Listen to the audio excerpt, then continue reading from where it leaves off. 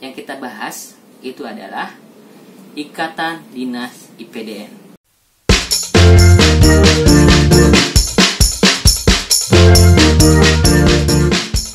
Lanjut kemana? Oke teman-teman semua, hari ini kita akan membahas apa ya? Yang hot banget buat teman-teman yang ada di rumah. Nah, yang kita bahas itu adalah Ikatan Dinas IPDN. Nah, persyaratannya apa saja sih biar teman-teman itu siap menghadapi Ikatan Dinas IPDN? Nah, yang pertama itu persyaratan umumnya. Pada umumnya persyaratannya apa? Terus persyaratan administrasinya.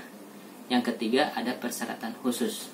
Nah, ketiganya ini teman-teman semua, agar teman-teman lolos harus dipersiapkan seperti itu. Nah, kita akan bahas satu persatu. Yang pertama, persyaratan umum, yaitu yang pertama, warga negara Indonesia. Adik-adik warga negara Indonesia bukan. Kalau adik-adik warga negara Indonesia, adik-adik dipastikan boleh ikut persyaratan ataupun. Nah, yang kedua itu usia peserta minimalnya itu 16 tahun. Maksudnya apa sih 16 tahun? Nah, teman-teman semua itu pas daftar, teman-teman itu usianya minimal 16 tahun sampai 21 tahun. Nah, pas daftarnya 20 tahun. Tapi kalau seandainya adik lebih 1 bulan, 2 bulan ataupun udah 22 tahun, dipastikan adik tidak boleh ikut tes IPDN. Nah, yang ketiga itu tinggi badan. Nah, tinggi badan ini untuk laki-laki adik minimal 160 cm. Kalau untuk perempuan itu minimalnya 155 cm adik-adik semua. Nah, seperti itu. Teman-teman udah tahu kan persyaratan umumnya apa saja? Nah, yang kedua sekarang persyaratan administrasi. Nah, persyaratan administrasi ini teman-teman semua harus tahu. Biar apa? Biar teman-teman siap. Nah, yang pertama untuk persyaratan administrasi yaitu berijazah. Paling rendah itu SMU atau sekolah menengah umum atau juga madrasah aliyah, termasuk lulusan paket C loh. Jadi teman-teman semua yang paket C masih bisa ikut tes IPDN. Terus yang kedua apa? Yang kedua itu nilai rata-rata ijazah. Nah, nilai rata-ratanya berapa ya? Nilai rata-ratanya itu minimal 7. Nah, berarti adik kalau seandainya nilai rata-ratanya kurang dari 7, pastikan adik tidak bisa melakukan ataupun administrasi di IPDN. Nah, untuk nilai rata-rata rapot dan nilai ujian sekolahnya untuk lulusan 2017 sampai dengan 2020 itu nilai rata-ratanya 7. Nah, kalau seandainya untuk yang ketiga itu nilai rata-rata ijazah. Tadi nilai rata-rata rapot, sekarang nilai rata-rata ijazah. Bagi teman-teman semua yang ada di Papua dan Provinsi Papua Barat, ditetapkan minimalnya itu nilai rata-rata rapotnya 65 untuk lulusan berapa? Untuk lulusan tahun 2017 sampai dengan tahun 2020. Seperti itu teman-teman semua. Jadi teman-teman dari Papua ataupun Papua Barat itu bisa mengikuti persyaratan seperti itu. Terus yang keempat, KTP elektronik. Teman-teman harus punya KTP elektronik. Tadi kan persyaratannya ada yang umur 16 tahun ya. Jadi teman-teman di sini, kalau seandainya teman-teman yang umur 17 tahun, nah itu pakai KTP elektronik. Tapi kalau seandainya teman-teman yang masih belum punya KTP elektronik, teman-teman bisa menggunakan KK seperti itu. Jadi bisa menggunakan KK karena KTP elektronik belum ada gitu.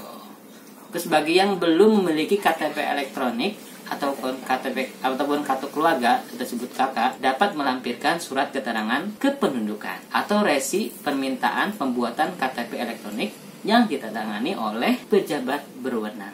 Seperti itu adik-adik. Jadi adik-adik udah tahu kan kelima persyaratan itu. Nah, sekarang yang keenam. Persyaratan yang keenam itu surat keterangan sebagai peserta ujian nasional dari kepala sekolah ataupun pejabat yang berwenang bagi SMA, SMU atau MA kelas 3 tahun ajaran 2017 sampai 2020 yang terupdate. Terus yang ketujuh, surat keterangan orang asli bagi yang Papua. Orang Papua ada surat keterangan khusus bagi peserta OAP yang ditandatangani oleh Kepala Badan Kepegawaian Daerah Kabupaten atau kota masing-masing, diketahui oleh Ketua Majelis Rakyat Papua atau MRP. Yang kedelapan, adik harus mempunyai alamat email yang aktif. Dan yang kesembilan, itu adik persiapan juga pas fotonya. Seperti itu. Nah, itu untuk persyaratan administrasi. Nah, kemudian, adik-adik semua, apa sih persyaratan khusus untuk IPDN? Untuk persyaratan khususnya, adik-adik ini nih. Kalau adik-adik, persyaratan khususnya itu tidak sedang menjalani atau terancam hukuman pidana. Nah, bagi adik-adik yang terkena pidana atau terancam hukuman melakukan kejahatan, itu tidak diperbolehkan.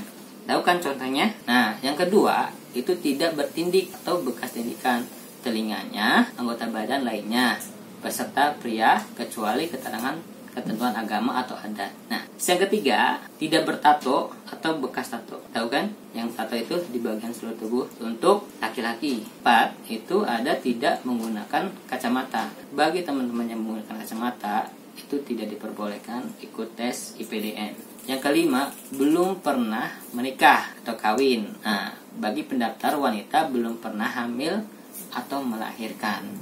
Nah, yang keenam, itu belum pernah diberhentikan sebagai praja IPDN. Bagi teman-teman semua yang sudah masuk tes IPDN dan dia keluar dan dia ikut tes lagi, itu dipastikan tidak akan lolos. Ataupun perguruan tinggi lainnya dengan tidak hormat. Nah, misalkan teman-teman ada yang di DO ataupun kasus-kasus di perguruan tinggi karena bermasalah di perguruan tinggi lainnya, ingin tes IPDN, itu dipastikan tidak bisa. Yang ketujuh, apabila pendaftar dinyatakan lulus dan dikukuhkan sebagai praja IPDN, maka pendaftar harus sanggup tidak menikah atau kawin selama mengikuti pendidikan. Terus bersedia diangkat menjadi CPNS atau PNS dan ditugaskan ditempatkan di seluruh negara Republik Indonesia. Bersedia ditempatkan pada proses pembelajaran di seluruh kampus IPDN. Bersedia menaati segala peraturan yang berlaku di IPDN. Bersedia diberhentikan sebagai IPDN atau praja IPDN jika melakukan tindakan kriminal, mengkonsumsi atau menjual belikan narkoba, melakukan perkelahian, pemukulan, pengeroyokan, penyebaran paham radikalisme, dan melakukan tindakan asusila ataupun penyimpangan seksual atau disebut juga LGBT. Seperti itu.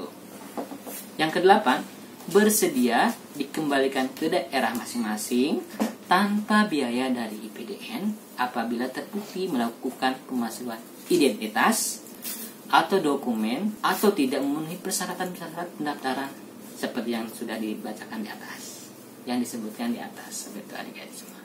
Yang kesembilan, tata cara dan teknis pengisian persyaratan administrasi secara lengkap dapat dipelajari melalui video tutorial pada website SPCCP IPDN. Seperti itu. Let's go teman-teman, persiapkan diri teman-teman untuk mahasiswa IPD. Good luck.